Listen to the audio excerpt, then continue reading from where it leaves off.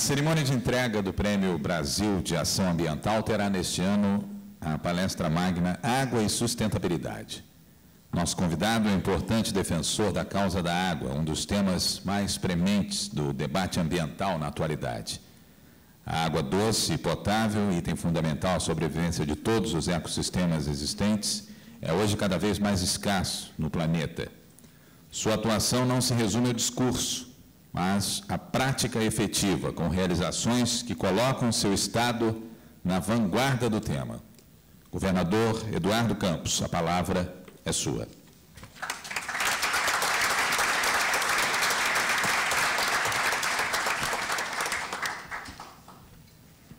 Boa noite a todos e todas. Meus cumprimentos a Isaac. Agradeço por esse convite. Meus cumprimentos também ao Pedro Grossi, em nome de quem cumprimento a todos os que fazem o Jornal do Brasil. Meus cumprimentos a Samira Crespo, em nome de quem cumprimento o Governo Federal e o Ministério do Meio Ambiente. Meus cumprimentos à diretora-geral da ANP, meus cumprimentos ao Marcos Roger, da Invepar, ao Evandro, diretor da Light, a Maria Viveiros, representando aqui o governador Anastasia. Os cumprimentos ao ministro Roberto Amaral, aos deputados Alexandre Cardoso e Glauber Braga, senhores e senhoras. Minhas primeiras palavras são de agradecimento por essa oportunidade, ao tempo em que cumprimento a todos que tomaram essa belíssima iniciativa e atitude no sentido de 20 dias antes de começar a Rio+20, com toda a expectativa que temos em torno não só da Rio+20, mas das ações paralelas que vamos viver com o envolvimento da academia, dos cientistas, do movimento social, que aqui estará no Rio de Janeiro fazendo um debate muito importante, ao meu ver. São dois eventos de grande expressão, cada um cumprindo o seu papel, mas entendo que esse prêmio é muito importante para que possamos seguir pautando a questão da sustentabilidade, a questão ambiental. Eu, hoje, passei a tarde em Brasília, a convite do Tribunal de Contas da União, para fazer um debate com os técnicos do Tribunal de Contas da União e os ministros, ao lado do governador Anastasia, do governador Colombo, de estados que viveram nos últimos anos catástrofes, como o Rio de Janeiro. Lá estava o vice-governador do Rio de Janeiro também, o governador da Bahia e do Amazonas, para fazer um debate com os órgãos de controle, como enfrentar, esses momentos duros, que nós temos enfrentado. Eu citava até um estudo de uma organização não governamental inglesa, a Oxfam, em que, nos últimos 26 anos, segundo o levantamento feito por ela, Amaral, nós tivemos 4 vezes mais incidentes de ciclones, de enchentes, de fatos relacionados com a mudança, efetivamente, do clima. 4 vezes mais eventos nos 26 anos, sinal de que nós estamos aqui fazendo algo que é importante, há 20 dias de uma avaliação como da Rio+20, mas num momento em que não só uma crise ambiental, nós temos uma crise econômica fortíssima, fruto do esgotamento, ao meu ver, de um padrão de acumulação do capital como ele aconteceu, e, do outro lado, os efeitos de um processo de relação com o meio ambiente que dá seus sinais de esgotamento. Então, é um tempo de reflexão, é um tempo de a gente poder estimular o debate, não ter preconceitos em relação a ele, ouvir, debater, envolver a sociedade, cientistas, pesquisadores, cidadãos e cidadãs, movimento social, nessa busca de novos paradigmas, novos valores que devem guiar a humanidade daqui para frente. Esse que eu acho que é o grande objetivo, é o objetivo estratégico de iniciativas como essa. E me pedem para falar um pouco de uma causa que tem tudo a ver com o nordestino, que é a causa da água, né? Eu sou, minha ascendência é toda de sertanejos, então de gente que já viveu, já nasceu ouvindo falar em água e na sua escassez. Então, toda essa carga, né, não só política, mas uma carga também genética da preocupação com a água, me fez, como candidato a governador, expressar uma preocupação, que era uma curiosidade militante nossa, no programa de governo, colocar entre os 4 eixos estratégicos da nossa ação governamental a questão da água, né, na sua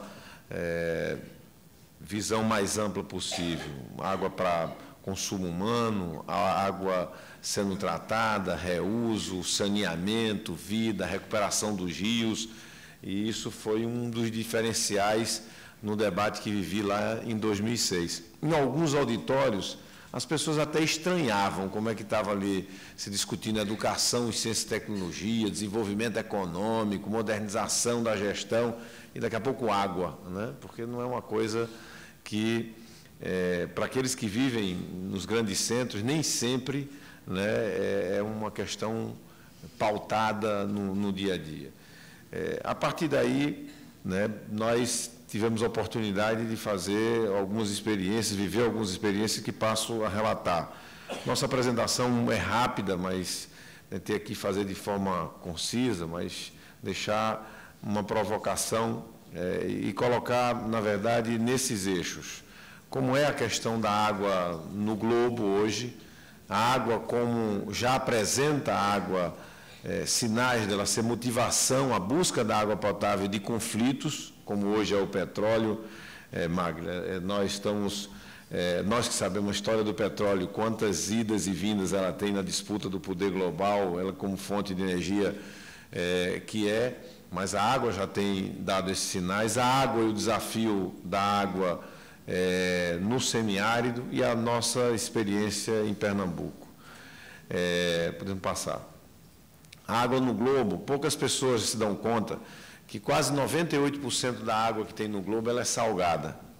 Nós temos menos de 3% da água doce, mas quase 70% da água doce está gelada. Né? Então, esses são dados, podia voltar volta mais, você passou rápido, você não congelou a imagem, você passou, volta. Esse é um dado que salta aos olhos, né? Quer dizer, 2,5 é água doce, mas 70% dele está congelada. Podemos passar. E 30% está no subsolo. O Brasil tem esse grande aquífero, que é o aquífero Guarani, que é uma grande riqueza. Podemos passar. Só 0,3 formam lagos, rios e manguezais. Se a gente podemos passar. E podemos perceber que 1% da água do planeta serve para essas atividades, para a irrigação, para o consumo. Volta. Você está... Ou você me dá o controle ou acompanha a apresentação. Volta um. Só 1% da água do planeta serve para irrigar, para as usinas, como água potável, enfim, só 1%. Então, podemos passar. Aí são dados que vão começando a mostrar os que estão excluídos da água. O Brasil tem essa proporção, 132 litros de água por dia, e no mundo afora, e no Brasil também, e vamos mostrar isso lá na frente, milhões de pobres do mundo sobrevivem com 19 litros de água. Podemos passar. Temos quase a metade da população no mundo que não tem água em casa, encanada. Quase a metade. Podemos passar.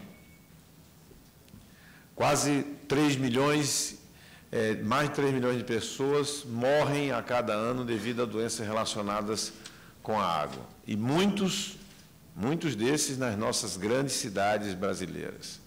O levantamento que eu fiz para lançar a PPP do saneamento de toda a região metropolitana do Recife, onde temos quase 5 milhões de pessoas, indicam que 1.500 pessoas ainda morrem por ano na região metropolitana do Recife, com doenças que têm correlação direta com a ausência do saneamento. Mas esses são números oficiais. Vamos.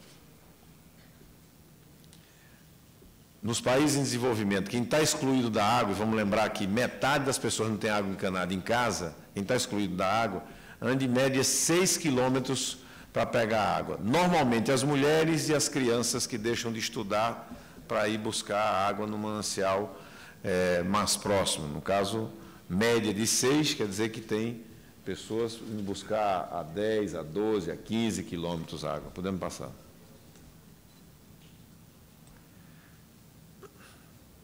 Alguns relatórios apontam que com mais 10 anos,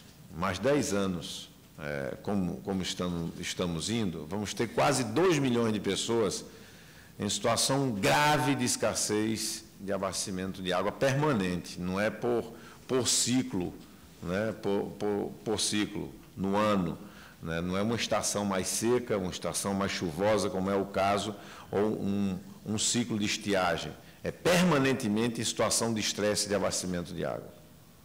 2 bilhões de pessoas. Vamos. E se considerarmos aqui o que já foi dito anteriormente, que a gente vai chegar a 2050, a cada ano aumentando 83 milhões de pessoas, vamos ver que ou é a hora de repensar o uso, né, é a hora de repensar o uso, o padrão de consumo da água, o reuso da água, porque temos limites efetivos que são aritméticos, né? Podemos passar. Hoje já temos áreas como no Egito, na Etiópia, águas do Nilo, podemos passar, com conflitos estabelecidos na disputa da água no Rio Jordão, entre Palestina, Jordânia, Israel. Já tem conflitos objetivos sendo mediados nesse instante que aqui estamos, em disputa de água. E já temos países sendo abastecidos a partir do mar com grandes dessalinizadores que são movidos a grande quantidade de energia, muitas vezes do petróleo, outras vezes do carvão, para fazer. Temos grandes cidades como Pequim. Pequim está indo buscar água a 800 quilômetros, para abastecer a cidade de Pequim. Os poços, o lençol, poços profundos que tinham já esgotaram e as adutoras já vêm de até 800 quilômetros de distância, sendo bombeado. Podemos passar. O Brasil, o desafio do semiárido, né?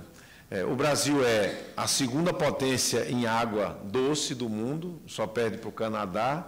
A grande maioria do Canadá está congelada, né? No Brasil não tem essa característica, então, se você for pensar a água em estado líquido, né, doce, o Brasil pode ser colocado aí até no pódio, no primeiro lugar, mas o caso é que o Brasil tem essa água mal distribuída. Tem muita água onde tem pouca gente e tem pouca água onde tem muita gente, né?